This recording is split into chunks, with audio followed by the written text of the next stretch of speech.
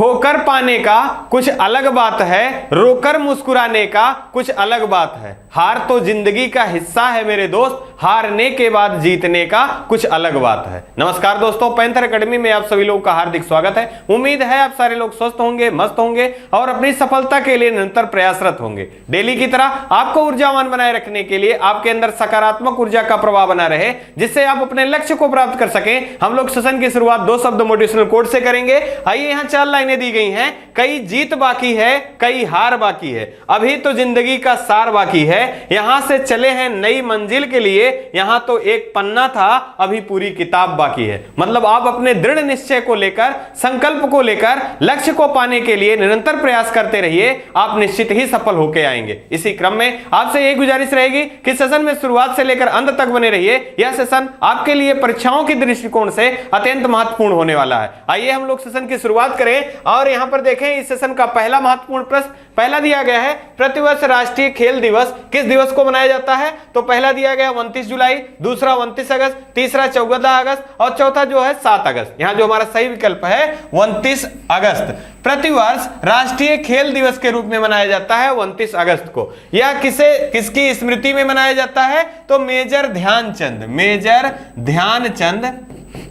ध्यानचंद की स्मृति में मनाया जाता है राष्ट्रीय खेल दिवस। अगर हम बात करें कि राजीव गांधी खेल रत्न पुरस्कार, राजीव गांधी खेल रत्न पुरस्कार, इसका नाम परिवर्तित करके क्या किया गया है और कब किया गया? तो 2021 में राजीव गांधी खेल रत्न पुरस्कार का नाम परिवर्तित करके मेजर ध्यानचंद खेल रत्न पुरस्कार किया गया। अब यहां से एक प्रश्न और भी याद रखिए मित्रों कि 2021 में कितने खिलाड़ियों को मेजर ध्यानचंद खेल रत्न पुरस्कार से सम्मानित किया गया? तो ये 12 खिलाड़ियों को सम्मानित किया गया। इसमें एकमात्र फुटबॉलर के रूप में कौन हैं? तो सुनील छेत्री जी हैं। और अगर हम बात करें एकमात्र महिला क्रिकेटर के रूप में कौन है? तो मिताली राज हैं। अगर हम बात करें यही कुछ महत्वपूर्ण दिवसों से संबंधित कि 29 जुलाई को किस दिवस के रूप में मनाया जाता है? तो विश्व टाइगर दिवस के रूप में 29 जुलाई को मनाया जाता है। अगर हम बात करें कि विश्व में सर्वाधिक टाइगरों की संख्या किस देश में है? तो भारत में विश्व के कुल 70% टाइगर जो हैं वो भारत में स्थित हैं। इनकी संख्या कितनी है? 2967 है। अगर हम बात करें सर्वाधिक कहां है? मध्य प्रदेश में है। कितने हैं? 526 हैं। और T+2 पुरस्कार से किसे सम्मानित किया गया है? तो सत्यमंगलम टाइगर रिजर्व को सम्मानित किया गया है। यह कहां से संबंधित है? तमिलनाडु से। अगर 2021 की बात करें तो पीलीभीत टाइगर रिजर्व को सम्मानित किया गया था। यह कहां से संबंधित था? उत्तर प्रदेश से। अगर हम बात कर ले मित्रों यहीं पर प्रोजेक्ट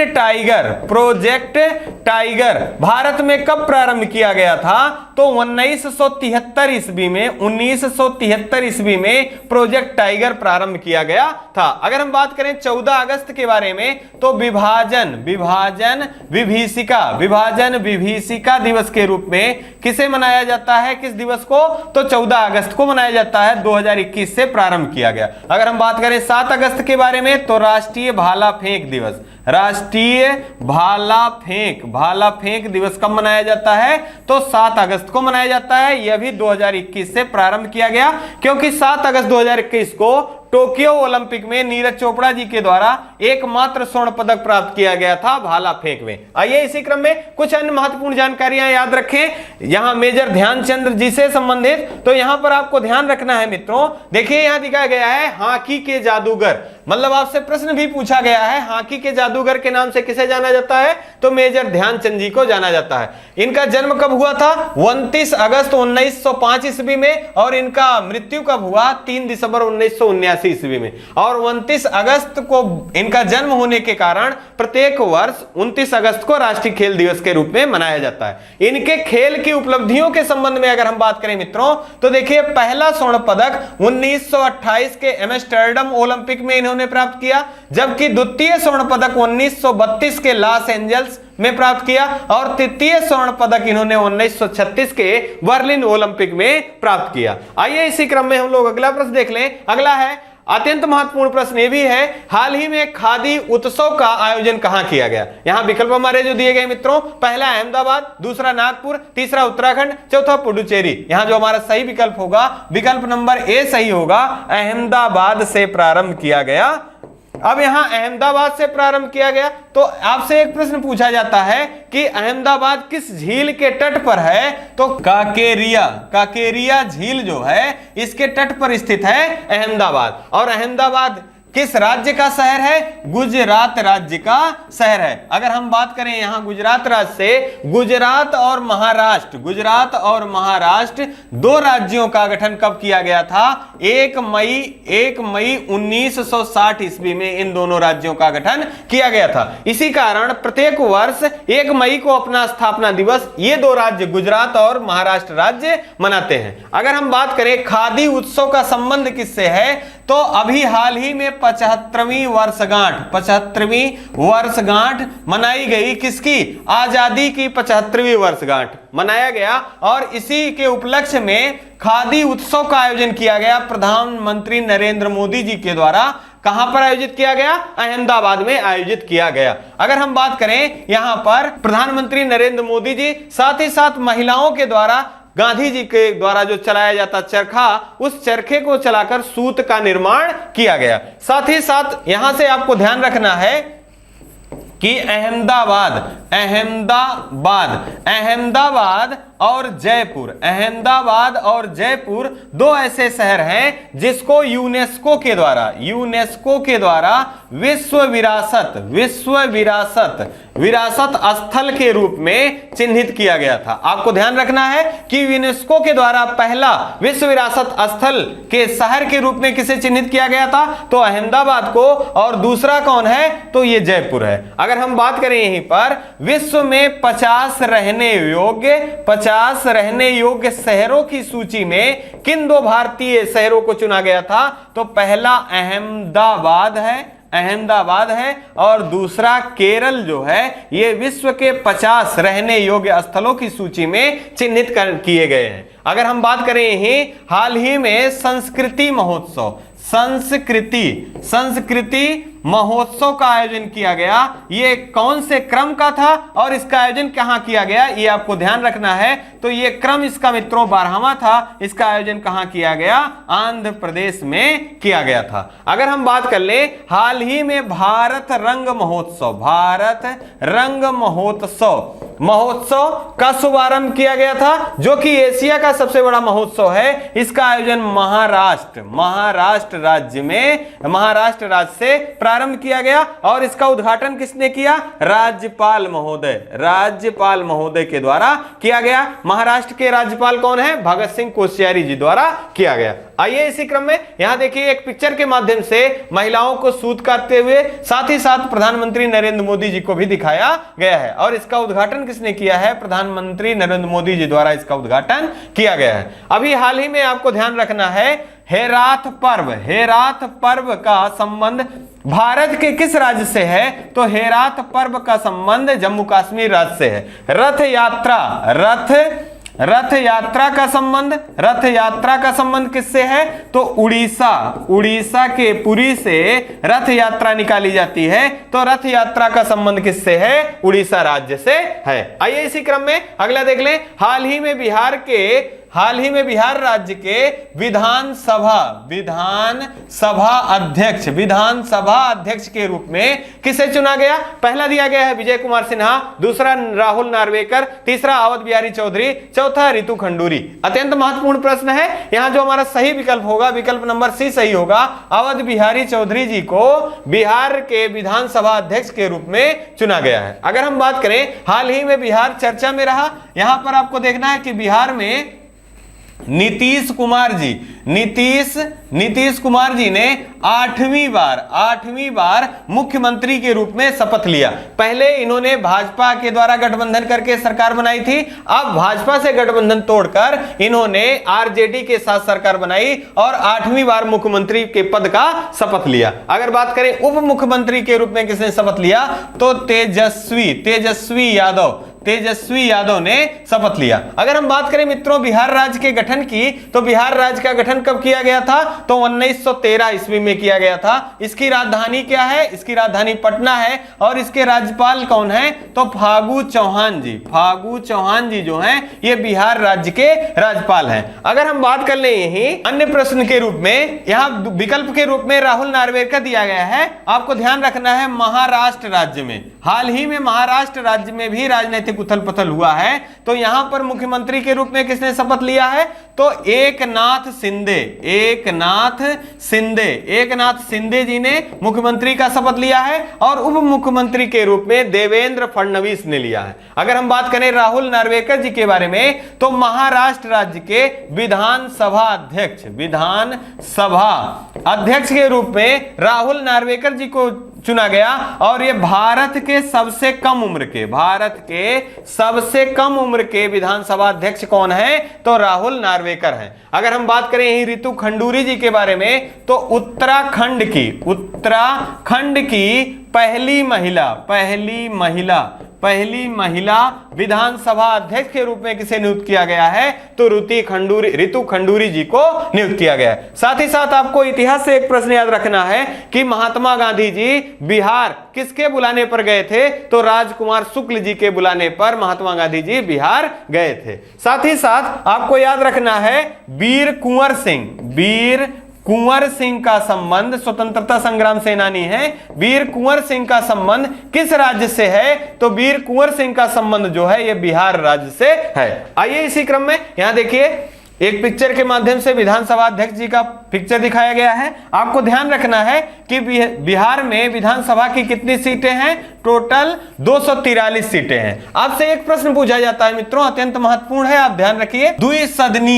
द्विसदनीय व्यवस्था भारत के कितने राज्यों में है तो संख्या के रूप में आपको याद रखना है 6 राज्यों में है। यहां राज्य कौन कौन है तो याद रखिए इसको उत्तर प्रदेश बिहार एक साथ याद रखिए, कर्नाटक और महाराष्ट्र एक साथ याद रखिए, साथ ही साथ आंध्र प्रदेश और तेलंगाना इन राज्यों को एक साथ याद रखिए। ये 6 राज्य जो हैं इनमें द्विसदनीय व्यवस्था है। आइए इसी क्रम में अगला प्रश्न देख लें। अगला है हाल ही में किसने लुसाने डायमंड लीग 2022 का खिताब जीता। अत्यंत महत्वपूर्ण प्रश्न है। आज की सीरीज आपके लिए अत्यंत लाभकारी सिद्ध होगी।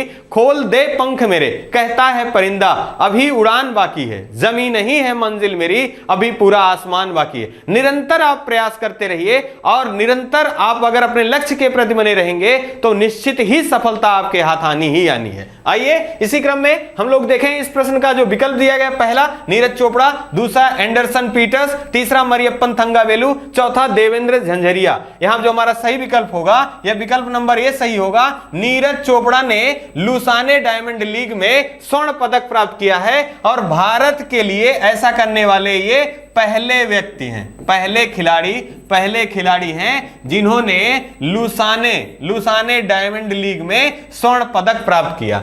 अब यहां पर ये भाला फेंक है और यहां पर इन्होंने कितनी मीटर दूर भाला फेंका तो यहां पर जो भाला इन्होंने फेंका वो 88.9 मीटर इन्होंने दूर भाला फेंक कर स्वर्ण पदक भारत के लिए प्राप्त किया। अब हाल फिलहाल में कुछ पदक जो नीरज चोपड़ा जी ने प्राप्त किया है अगर उनको रिकॉल कर ले मित्रों तो हमारे प्रश्न कभी गलत नहीं होंगे। अगर हम बात करें टोक्यो ओलंपिक में नीरज चोपड़ा जी ने कौन सा पदक प्राप्त किया था तो एकमात्र स्वर्ण पदक विजेता रहे।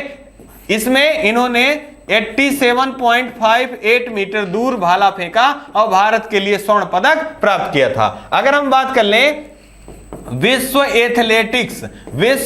एथलेटिक्स चैंपियनशिप में का आयोजन कहां किया गया था? तो यूजीन में किया गया था। आपको यहां ध्यान रखना है कि यहां पर नीरज चोपड़ा जी ने कौन सा पदक प्राप्त किया था? सिल्वर पदक प्राप्त किया था। कौन सा पदक? सिल्वर पदक प्राप्त किया था। यहां पर कितने मीटर दूर भाला फेंका था? तो इन्होंने यहां पर 88.13 मीटर की दूर इन्होंने भाला फेंका था। अगर हम बात कर लें कि यहां पर इन्होंने सिल्वर पदक प्राप्त किया था, तो पदक प्राप्त करने वाले भारत द्वितीय भारतीय थे, और पहले कौन थे? अंजू बॉबी जॉर्ज थी, और उन्होंने 2003 में कांस्य पदक प्राप्त किया था। और हाल ही में आपको ध्यान रखना है, लुसाने डायमंड लीग में नीरज चोपड़ा जी ने कौन सा पदक प्राप्त किया है? तो वो पदक प्राप्त किया है स्वर्ण पदक। और साथ ही साथ आपको याद रखना है, पद्म श्री पुरस्कार से भी सम्मानित किया गया है किसे? नीरज चोपड़ा जी को। अगर हम बात करें विश्व एथलेटिक्स चैंपियनशिप जो यूजीन में आयोजित हुआ था यूएसए के शहर में, इसमें स्वर्ण पदक किसने प्राप्त किया था? तो ग्रेनाडा के एंडरसन पीटर्स ने प्राप्त किया था। अगर हम यही बात करें मरियप्पन थंगावेलु के बारे में, तो यहां से दो प्रश्न बने हुए हैं। पैरा ओलंपिक में समापन समारोह में ध्वजवाहक के रूप में किसे नियुक्त किया गया था? मरियप्पन थंगावेलु को। लेकिन कोविड संक्रमण के कारण इनके स्थान पर टेक चंद को नियुक्त किया गया था। आपसे प्रश्न दोनों पूछा गया है कि किसे पहले नियुक्त किया गया था? तो मरियप्पन थंगावेलु को, और उनके स्थान पर किसे नियुक्त किया गया? टेक चंद जी को नियुक्त किया गया। यहां एक प्रश्न और भी इंपॉर्टेंट है, देवेंद्र झाझरिया भारत के पहले पैरा एथलीट हैं जिनको पद्म भूषण सम्मान से सम्मानित किया गया है। यह प्रश्न हाल ही में ग्रुप डी की परीक्षा में पूछा गया है कि पहले पैरा एथलीट खिलाड़ी कौन हैं जिनको पद्म भूषण सम्मान से सम्मानित किया गया है। अब यहां बात हो रही है मित्रों पद्म सम्मान से, तो हम देख लें कि पद्म सम्मान कितने लोगों को सम्मानित किया गया है। तो टोटल 128 लोगों को पद्म सम्मान से सम्मानित किए जाने की घोषणा की गई। इसमें से जो आपके 4 पद्म विभूषण सम्मान दिए गए हैं, साथ ही साथ इसमें आपको याद रखना है 17 जो है पद्म भूषण सम्मान से, और 107 लोगों को पद्मश्री सम्मान से सम्मानित किए जाने की घोषणा की गई थी। आइए इसी क्रम में हम लोग अगला प्रश्न देख लें। यहां देखिए नीरज चोपड़ा जी का पिक्चर दिखाया गया है। आइए इसी क्रम में हम लोग अगला देख लेते हैं। हाल ही में परिवार कल्याण कार्ड योजना किस राज्य सरकार द्वारा प्रारंभ किया गया? देखिए विकल्प जो दिया गया है, मध्य प्रदेश है, दूसरा गुजरात है, तीसरा उत्तर प्रदेश है, चौथा महाराष्ट्र है। यहां जो सही विकल्प होगा मित्रों, यह विकल्प नंबर सी सही होगा। उत्तर प्रदेश सरकार के द्वारा परिवार कल्याण कार्ड योजना प्रारंभ किया गया। इसका उद्देश्य क्या है? तो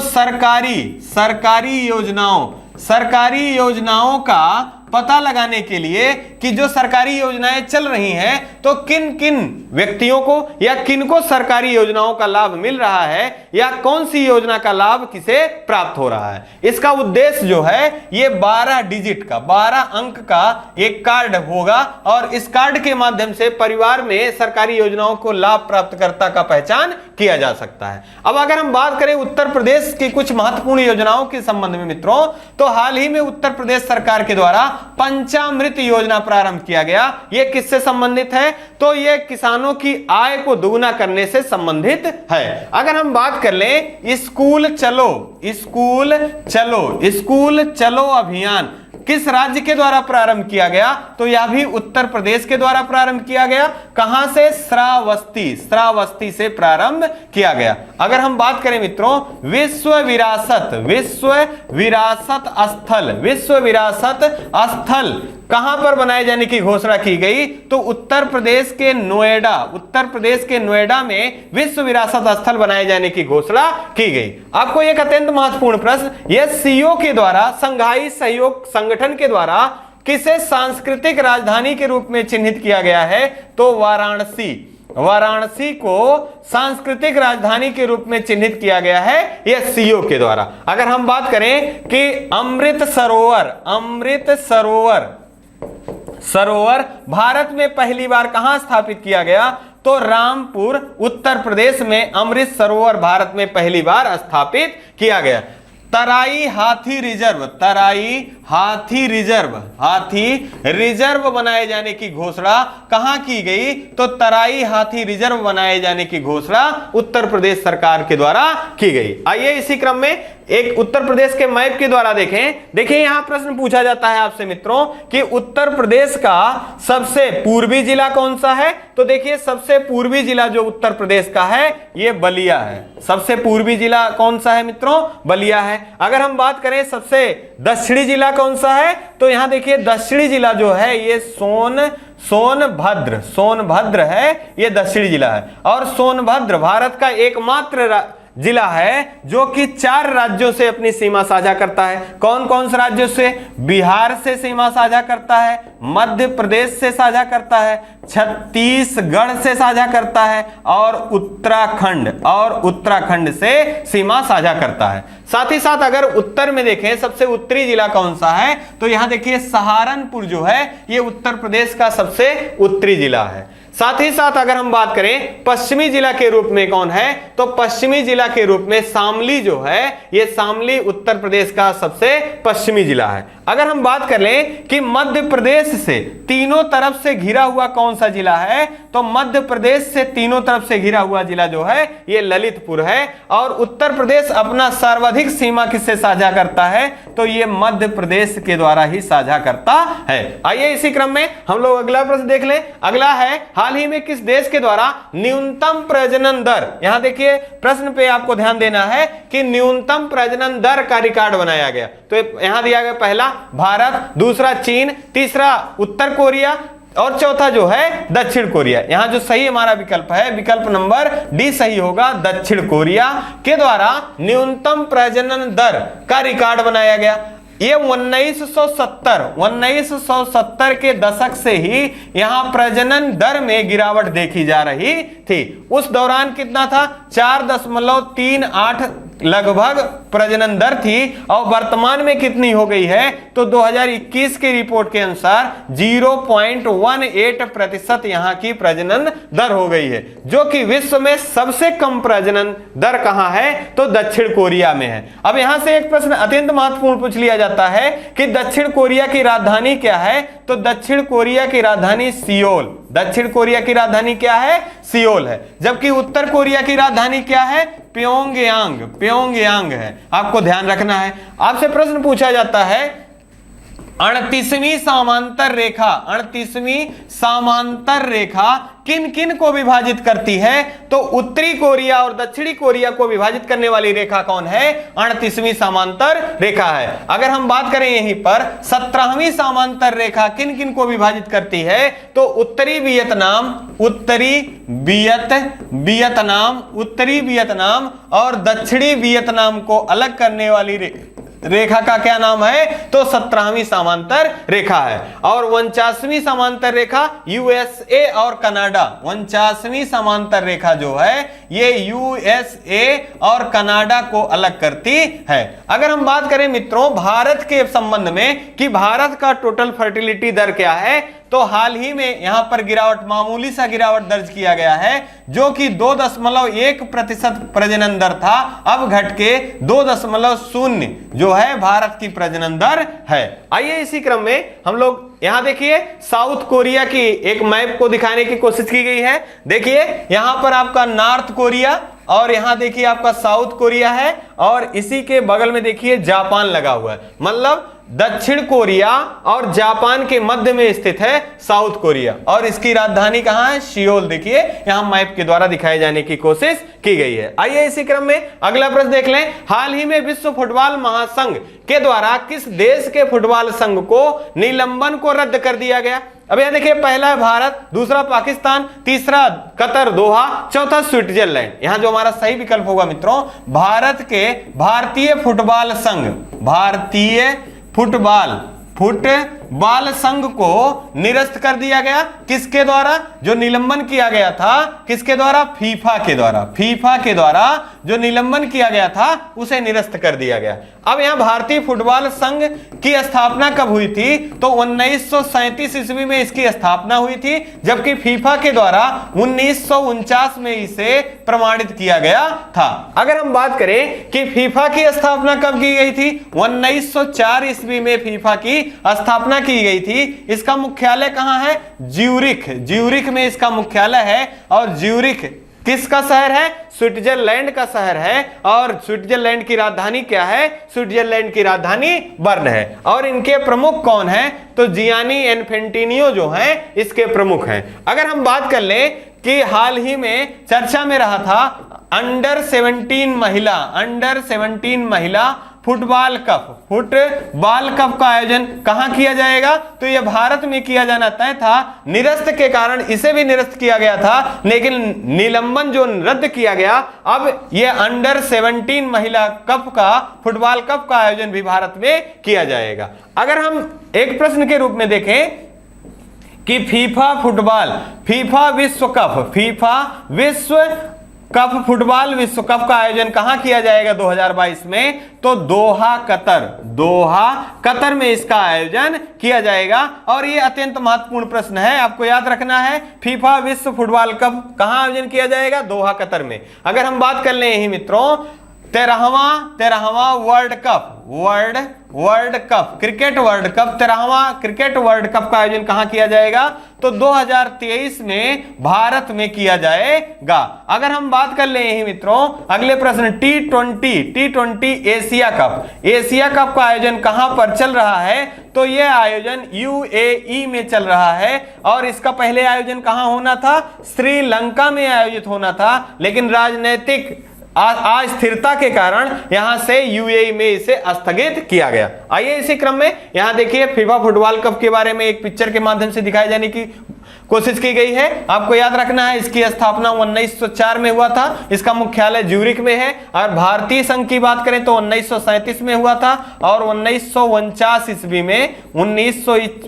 ईस्वी में फीफा के द्वारा इसे प्रमाणित किया गया था। आइए इसी क्रम में अगला देख लें। हाल ही में चर्चा में रहा स्मृति वन भूकंप संग्रहालय, अत्यंत महत्वपूर्ण प्रश्न है, का उद्घाटन किसके द्वारा किया गया? अब यहां देखिए पहला अमित शाह, दूसरा नरेंद्र मोदी, तीसरा पीयूष गोयल, चौथा जो दिया गया है राजनाथ सिंह। यहां जो हमारा सही विकल्प होगा यह विकल्प नंबर 20 सही होगा। यह नरेंद्र मोदी जी द्वारा स्मृति वन भूकंप संग्रहालय का उद्घाटन किया गया। कहां किया गया? तो यह गुजरात राज्य में इसका शुभारंभ किया गया। अब स्मृति वन भूकंप संग्रहालय से क्या आशा है? तो आपको याद होगा मित्रों कि 2001 में सुनामी आई थी जिसमें भारी जनहानि हुआ था। लगभग 13,000 लोगों की मृत्यु हुई थी। और इस भूकंप का केंद्र क्या रहा? भुज जो है ये इस भूकंप का केंद्र रहा। आपको ध्यान रखना चाहिए कि भूकंप के अध्ययन को क्या कहते हैं? भूकंप का अध्ययन किसके द्वारा किया जाता है? तो सिस्मोग्राफ के द्वारा भूकंप का अध्ययन किया जाता है। और सुनामी कब आई हुई थी? तो सुनामी 2001 में आई हुई थी। और इसका सेंटर बिंदु कौन था? भुज था। अगर हम बात करें जो सुनामी से उबरे हुए व्यक्ति हैं या जो सुनामी से बचे हुए व्यक्ति हैं उनके जज्बे को और साथ ही साथ भूकंप की असलियत को जानने के लिए या भूकंप से जो भयावह हानि हुई थी उसी को इस संग्रहालय में संचित किया गया है। अगर हम बात करें यहां अमित शाह जी के संबंध में मित्रों तो भारत के सहकारिता मंत्री कौन है? तो अमित शाह जी हैं। साथ ही साथ केंद्रीय गृह मंत्री भी कौन है? तो अमित शाह जी हैं। अगर हम बात करें पीयूष गोयल जी के बारे में तो वाणिज्य मंत्री कौन है? तो पीयूष गोयल जी हैं। पहले G20 देशों की जो बैठक 2023 में भारत में होनी थी उसके शेरपा कौन थे? तो पीयूष गोयल जी थे। अब इनके स्थान पे कौन है? तो इनके स्थान पे अमिताभ कांत जी को नियुक्त किया गया है। और ये पहले क्या थे? सीईओ थे किसके? नीति आयोग के सीईओ थे। अगर हम बात करें राजनाथ सिंह जी के बारे में तो रक्षा मंत्री, भारत के रक्षा मंत्री, केंद्रीय रक्षा मंत्री कौन है? तो राजनाथ सिंह जी हैं। आइए इसी क्रम में यहां देखिए एक पिक्चर के माध्यम से दिखाए जाने की कोशिश की गई है। भूकंप स्मृति वन संग्रहालय, स्मृति वन भूकंप संग्रहालय, यह प्रधानमंत्री नरेंद्र मोदी जी द्वारा उद्घाटन इसका किया जा रहा है। और यहाँ के गुजरात राज्य के मुख्यमंत्री कौन है? तो भूपेंद्र पटेल जी यहाँ के मुख्यमंत्री हैं। आइए इसी क्रम में अगला देख लें। हाल ही में सेबी के पूर्णकालिक सदस्य के रूप में किसे नियुक्त किया गया? तो यहां देखिए पहला है अनंत नारायण गोपाल कृष्णन, दूसरा फाहमीदा अजीज, तीसरा दिया गया है कृष्णमूर्ति सुब्रमण्यम, चौथा इनमें से कोई नहीं। यहां हमारा जो सही विकल्प होगा अनंत नारायण गोपाल कृष्णन जी को सेबी के पूर्णकालिक सदस्य के रूप में नियुक्त किया गया। अब यहां सेबी की बात करें, आपसे प्रश्न पूछा जाता है सेबी का गठन किस अधिनियम के द्वारा किया गया था? तो अधिनियम जो है अधिनियम 1992 के आधार पर सेबी का गठन किया गया था। साथ ही साथ 12 अप्रैल को सेबी का 12 अप्रैल 1992 ईस्वी को सेबी का गठन किया गया था। सेबी का क्या कार्य क्या है? तो शेयर मार्केट पर निगरानी रखना या नियंत्रण रखना, शेयर मार्केट पर सेबी का कार्य है। अगर हम बात करें सेबी की पहली महिला अध्यक्षा के रूप में किसे नियुक्त किया गया है? तो माधुरी पुरी बुच जी को नियुक्त किया गया है। अगर हम बात करें फाहमीदा अजीज जी के बारे में तो प्रतिकर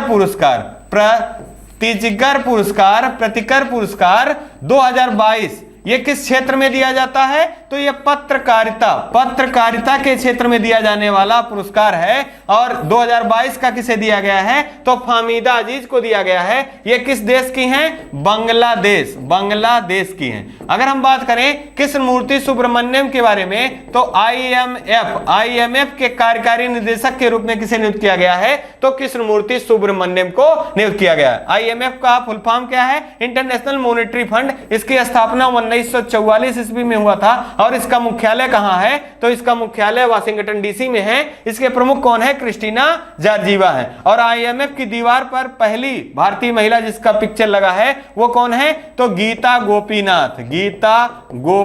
गोपीनाथ जी हैं, जो अर्थशास्त्री हैं, भारत की मुख्य अर्थशास्त्री। आइए इसी क्रम में अगला देख लें। यहां देखिए पिक्चर के माध्यम से दिखाने जाने की कोशिश की गई है। अगला इस सेशन का लास्ट है। हाल ही में किस राज्य द्वारा महिला निधि योजना प्रारंभ किया गया? पहला देखिए यहां दिया गया है तेलंगाना, दूसरा राजस्थान, तीसरा मध्य प्रदेश, चौथा तमिलनाडु। यहां जो सही हमारा है राजस्थान राज्य के द्वारा प्रारंभ किया गया। राजस्थान की राजधानी क्या है? जयपुर जो है राजस्थान की राजधानी है। यहाँ के मुख्यमंत्री कौन है? अशोक गहलोत जी हैं। और राज्यपाल कौन है? तो कलराज मिश्र जी जो हैं यहाँ के राज्यपाल हैं। अगर हम बात करें महिला निधि योजना सबसे पहले कहां प्रारंभ किया गया था? तो सबसे पहले तेलंगाना राज्य में प्रारंभ किया गया था। और दूसरी बार इसे कहां प्रारंभ किया जा रहा है? तो ये राजस्थान राज्य में प्रारंभ किया जा रहा है। अब आज हाल ही में चिरंजीवी